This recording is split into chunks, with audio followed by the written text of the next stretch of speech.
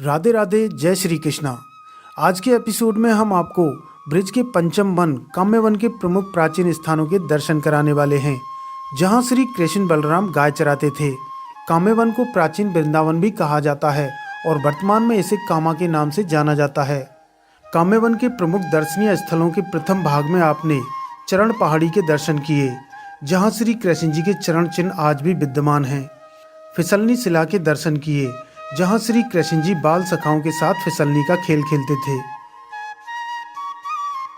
व्योमासुर दैत्य की गुफा को देखा, जिसका वध श्री कृष्ण जी ने ही किया था।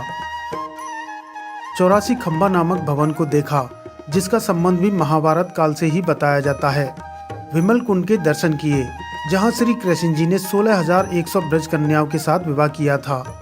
इसके बाद आपने श्री कृष्ण बलराम जी की प्राचीन भोजन थाली और माखन कटोरों के दर्शन किए। आज के एपिसोड में आपको अन्य प्रमुख और प्राचीन स्थानों के दर्शन करा रहे हैं।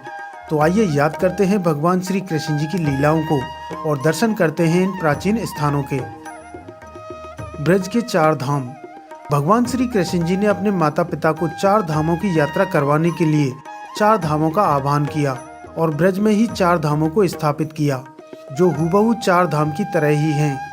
पर्वत श्रृंखलाओं और यहाँ की प्राकृतिक छटा को देखकर यकीन मानिए, यहाँ आपको वही अनुभव होगा जो 4 धाम यात्रा में होता है।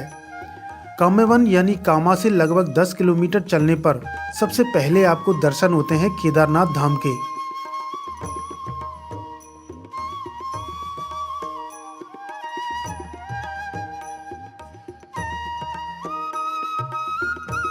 यहाँ आपको एक पर्वत पर बनी सीढ़ियों के सहारे चढ़ना होता है और ऊपर पहुंचकर आपको दर्शन होते हैं श्री केदारनाथ धाम के।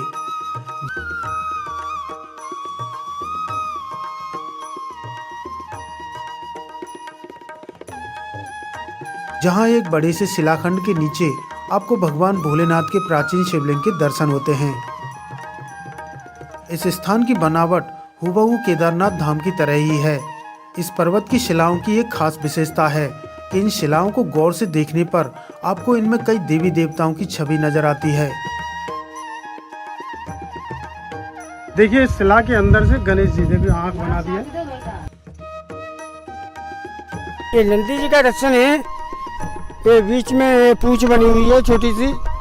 केदारनाथ का सिंहासन है ऊपर। नादिया की पीठ में गुप्पा छोटा सा। ये कान है भगवान का। ये भगवान ने अपनी माँ पिता के लिए 4 धाम के लिए उत्तराखंड से केदारनाथ को प्रकट करा है। जो घुमाए जाते हैं, जो लोग ना पहली बार दर्शन करते हैं भगवान के केदारनाथ जी के, वो लोग दोबारा दर्शन पा लेते हैं। बोले भोलेनाथ की। यहाँ से लगभग 8 किलोमीटर चलने पर आप पहुँचते हैं श्री आदि बद्री धाम।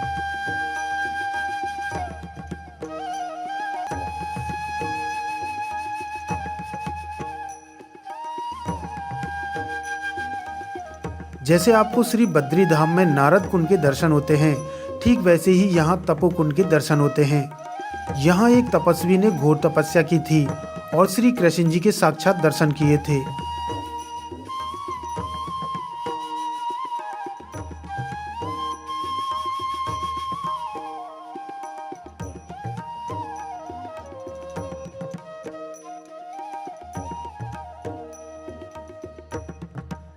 मंदिर में उपस्थित विग्रह द्वापर युग के ही बताए जाते हैं।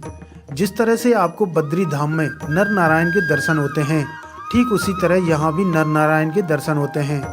यहाँ श्री नारायण भगवान आदि बद्री रूप में विराजमान हैं। इन्हीं के बगल में आपको भगवान शिव के रामेश्वरम स्वरूप, भगवान श्री गणेश, माता पार्वती और राधा कृष्ण व उद्धव जी के दर्शन होते हैं। इन विग्रहों की खास विशेषता है कि ये सभी विग्रह एक ही शिलाखंड पर निर्मित हैं।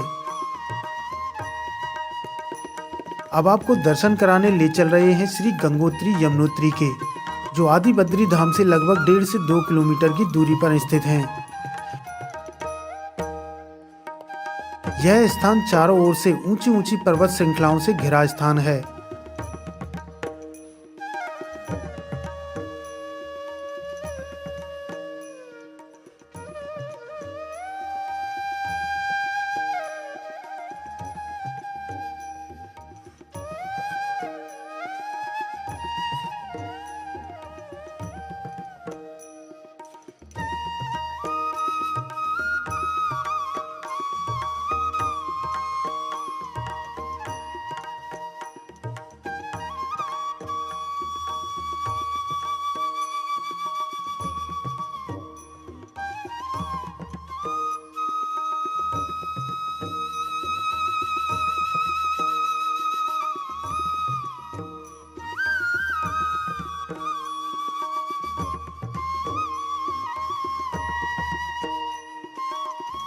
ये नर पर्वत है, ये नर पर्वत है। ये जो पर्वत है जो नर पर्वत है, और इधर को जो पर्वत है जो नारायण पर्वत है, देखो ये पर्वत है नारायण पर्वत है ये। और बीच में ये गणेश पर्वत है, देखो ऊपर से सूंड आ रही है नीचे तक, और सिर भारी है, बगलों में कान है। देखिए ये जो आपको ये गणेश जी का सिर बना हुआ है, हाँ। और ये नीचे सूंड है, हाँ और दोनों तरफ जो पहाड़ी है ये कान जैसे लग रहे हैं। हाँ, ये गणेश पर्वत है बीच में, नर नारायण के बीच में। और ये लक्ष्मण झूला की जगह जो आप खड़े हो, यहाँ एक बहुत बड़ी शिला थी, बहुत बड़ी शिला थी, वो हिलती थी, तो उस जगह पे ही उस शिला पे बैठ के लक्ष्मण जी ने तपस्या करी थी, तो इस जगह का नाम लक्ष्मण झूला पड़ गया। तो गंगा के किनारे पे गंगोत्री, यमुनोत्री, अलकनंदा तीनों धाराओं के दर्शन है। देखो ये गंगोत्री जी की धारा जो ये बह के जा रही है, अच्छा ये गंगोत्री की धारा जो घूम के जा रही है। उधर से सामने से आ रही है जो जम्बूत्री की धारा, दोनों पर्वतों के बीच में से। हाँ, इधर कुछ शॉर्ट रूप में छोटी दिख रही है जो ये अलकनंदा है। ये सबसे लास्ट में जो अलकनंदा है, ये अलकनंदा 3 नदियों का संगम है। मंदिर से कुछ ही दूरी पर देव सरोवर है, जहां पहुंचने के लिए आपको जंगल के रास्ते से जाना होता है।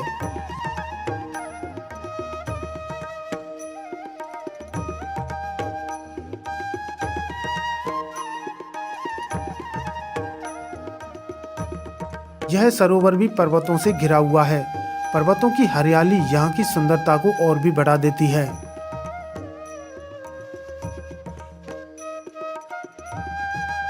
इसके बाद काम्यवन का अगला प्राचीन स्थान है लंका पलंका सेतुबंध रामेश्वरम।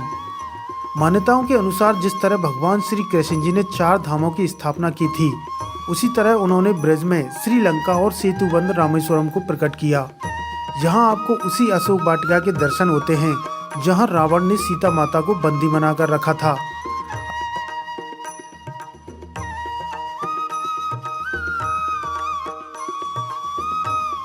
अशोक वाटिका से चलकर कुछ ही दूरी पर रामेश्वरम मंदिर है, जिसमें भगवान भोलेनाथ के दर्शन होते हैं। समुद्र पर सेतु बनाने से पहले श्री राम जी ने भगवान भोलेनाथ की पूजा की थी। रामेश्वरम के पास ही राम सेतु है, जहां शिलाखंडों की एक लंबी श्रृंखला है। यहां श्रद्धालु दर्शन करने आते हैं और इन शिलाखंडों पर श्री राम जी का नाम भी लिखते हैं।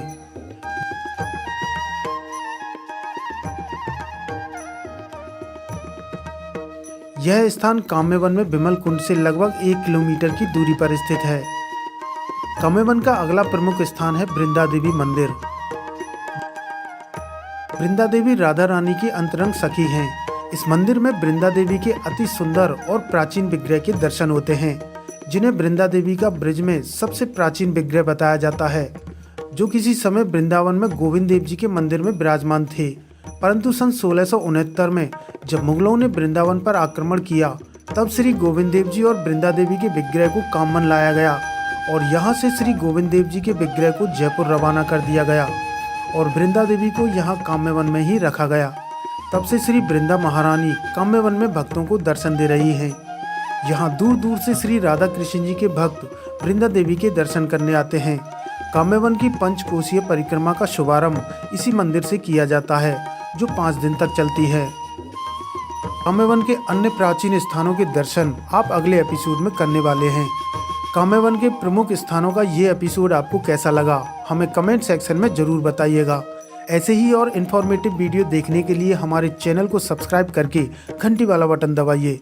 तो मिलते हैं ब्रिज यात्रा के अगले एपिसोड में। जय श्री राधे कृष्णा।